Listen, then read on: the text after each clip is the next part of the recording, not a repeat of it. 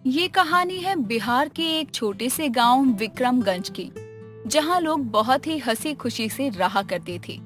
सभी गांव वासियों में बहुत प्रेम था, जिससे सब मिलजुल कर रहते। वहां पर एक हरिया नाम का आदमी था, जो कि दिल से बहुत अच्छा था। वो लोगों की बहुत मदद करता और वो गरीब जरूर था, लेकिन दिल से बहुत अमीर था। बरसात का मौसम आता है, लोगों की फसल का वक्त था। हरिया और उसका दोस्त सुरेश अपने खेत के लिए निकलते हैं और आपस में बातें करते हैं। तभी हरिया कहता है, अरे सुरेश भाई, इस बार अपनी फसल बहुत अच्छी होगी। वो क्या है ना, जितनी बारिश होनी चाहिए बिल्कुल उतनी ही हो रही है। अभी इतना खुश मत होइए भैया, काहे कि अभी पूरा सावन बाकी है और बरसात का कोई भरोसा नहीं। अरे भैया, थोड़ा शुभ शुभ बोलो। अगर ये बर्बाद हो गया तो हम लोग कहाँ जाएंगे? एक तो यही हमारी रोजी रोटी है भाई। अरे इतना घबरा क्यों रहे हो भाई? अरे हम तो मजाक कर रहे हैं। ये गांव है और गांव में बारिश आने का बहुत संतुलन रहता है, क्योंकि हम शहरी लोगों की तरह पेड़ों को काटते नहीं हैं। तुमको शहर के बारे में बहुत जानकारी है। कभी गए भी हो तुम शहर? अरे नहीं गए तो क्या हुआ, एक दिन हम भी चले जाएंगे। अब बच्चे बड़े हो रहे हैं, कब तक इस गांव में रहकर गुजारा करेंगे? हमने तो सुना है वहाँ कुछ भी नहीं है, सब कुछ इतना महंगा हो गया है। कम से कम अपने गांव में सब सस्ता तो है। अरे हम तो शहर कभी नहीं जाएंगे, ये गांव ही हमारा माई बाप है। हरिया और सुरेश दोनों बातें करते करते अपने खेत पर चले जाते हैं, जहां हरिया और सुरेश बहुत अच्छे दोस्त थे। वहीं हरिया की पत्नी मोहिनी और सुरेश की पत्नी विमला भी दोनों एक अच्छी पड़ोसन के साथ साथ अच्छी दोस्त थी। ऐसे ही एक दिन मोहिनी और विमला बाजार जा रही थी कि तभी विमला बोलती है, भगवान करे इस बार फसल अच्छी हो जाए, ताकि हम इस बार त्योहार अच्छे से मना सके। हाँ विमला बहन, तुम बिल्कुल सही बोल रही हो। 2 साल पहले बाढ़ आई थी, जिसका असर 2 साल तक रहा, लेकिन इस बार बारिश ठीक ठाक हुई तो हमारी फसल बहुत अच्छी होगी। हाँ, वैसे हमारे पति कह रहे थे कि शहर चले जाते हैं, वहाँ बहुत काम मिलता है, कैसे भी करके गुजर बसर तो हो ही जाएगा। हमारा भी बहुत मन है कि हम भी शहर में रहें, पर हमारे वो इसके लिए कभी नहीं मानते हैं। हमें तो लगता है जब तक यहाँ बाढ़ नहीं आएगी कोई जाएगा ही नहीं। अब तुम हमारे झुमरी के पिता को ही देख लो, जो गांव से निकलकर शहर गए हैं और अच्छी जिंदगी चला रहे हैं। अरे बहन, बाढ़ का नाम मत लो। तुमको तो पता है अगर बाढ़ आई तो कितना नुकसान हो जाएगा, और हमारा गांव बहुत छोटा सा है, सब कुछ बह जाएगा। अब तो सब भगवान के भरोसे है बहन, हम तो बस यही मान सकते हैं कि सब कुछ कुशल मंगल हो। दोनों बातें करते करते बाजार जाती हैं और वहाँ से सब्जियाँ लेकर घर आ जाती हैं। ऐसे ही कुछ दिन बीतते हैं। गांव में सब कुछ अच्छा चल रहा था कि तभी गांव में अचानक से आंधी आती है, और वो आंधी काफी देर तक रहती है और 5 घंटे बाद बंद होती है। आंधी बंद होने के बाद हरिया और सुरेश घर के बाहर आते हैं, और साथ ही साथ हरिया का बेटा चंगू और सुरेश का बेटा कमल भी आते हैं। और चंगू बोलता है, कमल चलना, बाग में ना बहुत आम गिरे होंगे, चल जाके चुन लेते हैं। अरे नहीं नहीं, तू मौसम तो देख, अगर दोबारा आंधी आई तो हम उड़ जाएंगे और मेरे बाबा जी मुझे बचाने भी नहीं आएंगे। ना बाबा ना, तू जा।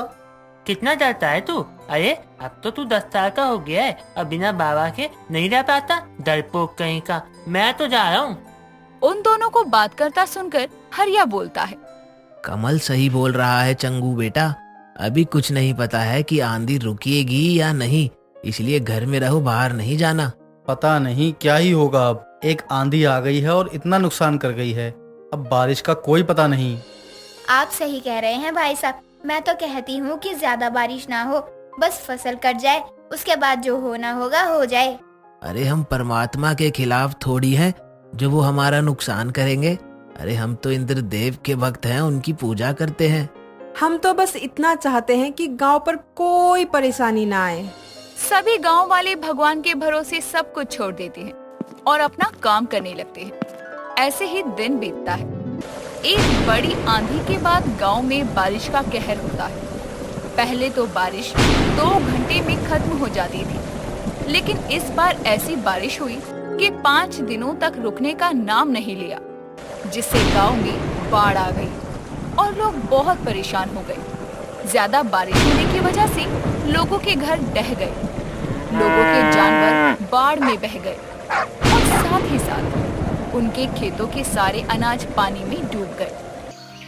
ऐसे ही एक दिन बारिश रुकती है, लोग अपने अपने ठिकाने से बाहर आते हैं और अपना अपना सामान देखने चले जाते हैं। सुरेश और हरिया दोनों भी बाहर आते हैं और सुरेश बोलता है, देख लो भगवान पर भरोसा करने का अंजाम। भगवान हमारा भला करने की जगह इतना नुकसान करके बैठ गया है। हम कर भी क्या सकते हैं, हमारी रोजी रोटी यही है। हम यहाँ से बाहर कहीं नहीं जा सकते, बस ये पानी सूखने का इंतजार करना होगा। अरे ये पानी सूखते सूखते तो पता ही नहीं कितना वक्त लग जाएगा। जब तक हम क्या भूखे रहेंगे, मर जाएंगे हम। हमें तो भाई यहाँ से ले चलो। हाँ भाई साहब, बिल्कुल ठीक कह रहे हैं। इस बाढ़ का पानी सूखते सूखते तो हम लोग मर ही जाएंगे। हम भी इनके साथ कहीं और चलते हैं। अरे तुम चुप रहो, ये हमारी धरती माँ है, हम इसको छोड़कर कहीं नहीं जाएंगे और पानी सूखने का इंतजार करेंगे। अरे जब पूरे साल ये जमीन हमें मुनाफा देती है, तब तुम लोग क्यों रहते हो यहाँ? और अगर थोड़ा सा नुकसान हो भी गया तो बाहर जाने की बात तो मत करो। देखो मोहिनी, तुम्हारा पति पागल हो गया है। अगर यहाँ से नहीं निकली तो मर जाओगी। इनको समझाओ और चलो यहाँ से। इतना बोलकर विमला सुरेश और कमल को पकड़कर घर ले आती है और सारा सामान समेटने लगती है। हरिया की बात से कुछ लोग सहमत तो होते हैं, तो कुछ लोग इनकार भी करते हैं। ऐसे ही दिन बीतते जाते हैं और आधा गांव खाली हो जाता है, लेकिन हरिया गांव से कहीं नहीं जाता। ऐसे ही एक दिन मोहिनी हरिया को बोलती है, देखिए जी, सभी लोग यहाँ से चले गए हैं और हम लोग यही हैं। हम लोग भी कहीं चलते हैं। यहाँ कब तक पानी सूखने का इंतजार करते रहेंगे? सुरेश भाई साहब भी चले गए हैं। जाने दो जिसको जहाँ जाना है, हम तो यहीं रहेंगे। अरे तुम ये क्यों भूल गई कि ये मिट्टी हमारी माँ है? बाहर शहरों में कुछ भी नहीं रखा है। अरे वहाँ तो ना शुद्ध वातावरण है, ना पानी है, कुछ भी नहीं है। अरे बारिश तो वहाँ भी होती है, बाढ़ वहाँ भी आती है और लोगों के पास रहने के लिए घर तक नहीं होते, लेकिन हम लोगों का घर है, अनाज है। अरे सब कुछ हमारा यही है। आपकी बुद्धि में कूड़ा भर गया है। खुद तो ऐसे मर रहे हो और हमें भी ऐसे ही मार दोगे। सभी गांव वाले एक एक करके यहाँ से जा रहे हैं, तुम ही अकेले रहना यहाँ। ऐसा कुछ नहीं होगा। जिनको पता है कि गांव ही हम गरीबों का घर है, वो यहीं आएंगे और तुम देख लेना, पानी सूखने के बाद सब वापस ही आ जाएंगे। हरिया मोहिनी की एक नहीं सुनता और गांव में ही रह जाता है। यूं ही दिन गुजरते हैं। गुजरते दिनों के साथ साथ गांव का सारा पानी धीरे धीरे करके सूखने लगता है और जो लोग गांव में रह गए थे वो दोबारा से अपनी रोजी रोटी कमाने का जरिया ढूंढने लगते हैं। अपने अपने खेतों में दोबारा फसल उगाने लगते हैं और जो लोग गांव से गए थे, कुछ लोग वापस गांव में आ जाते हैं और कुछ दिनों के बाद सुरेश भी वापस आता है। तुम सही थे हरिया, शहरों में कुछ भी नहीं है। अरे हमें यहाँ अपनी खेती मिल जाती है, लेकिन वहाँ तो खाने के लिए लाले पड़ जाते हैं। मैं तो कह ही रहा था, अपना गांव है। ये अगर तुमको खुशियां देगा तो बदले में कुछ लेगा भी तो सही। हरिया की बात पर सब संतुष्ट हो जाते हैं और अपनी एक नई जीवन को शुरू करते हैं और अपने अपने जमीनों को दोबारा ठीक करते हैं और फिर एक बार पूरा गांव मिलकर रहने लगता है। कहते हैं कि अगर भगवान कुछ देता है तो बदले में कुछ लेता भी है और इसी तरह से बाढ़ में गरीबों पर कहर तो होता है, लेकिन भगवान उनको झेलने की हिम्मत भी देता है।